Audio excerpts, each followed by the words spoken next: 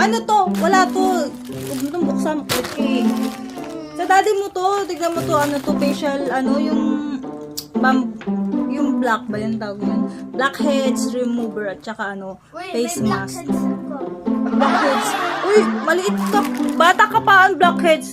Pang ano to? Pang teenager? Ba't sa akin? Ano ba in-order ko? Ano ba ang order mo? Unahin muna natin daddy mo para kahit sa bahay lang siya, gwapo siya. Tagal-tagal ko na. Ano ba yun sa'yo? Hair color. Hair color? Eh, di ba ang usapan natin summer? Ay, Ba't siya? Ayun, ngayon na. ngayon na siya kasi habang nandito si daddy, kailangan natin siya i-blackheads remover para hindi siya, ano. Para kahit sa bahay lang siya, gwapo siya, di ba? Ano ba yan? Daya na. Ano ang daya? Ngayon nga lang yung nag-request na, ano eh, na order ko eh. Ngayon na siya nag-reckless. Ako. Ano, reckless?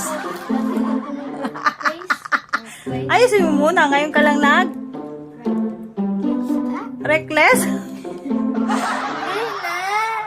Sa'yo kasi, matagal mo na yung request, kaso pang summer kasi yan. Kahit i-order, pang summer yan, kahit i-order ko siya ngayon, hindi mo siya pwedeng gamitin sa school. Bawal siya, not allowed, magagalit si teacher. Usapan natin yan, summer pa.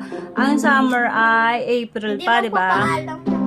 Hindi pwede, wag matigas ang ulo yan, ha? May rules ang school, ha? Bawal yon. Pag sinabing bawal, high school. Pag mga college, pwede na, ha? Kinig, ha? O, ayan, mamaya i-unbox natin ito, mga guys. Tingnan, kasi may blackheads din ako. Tingin ako ng blackheads.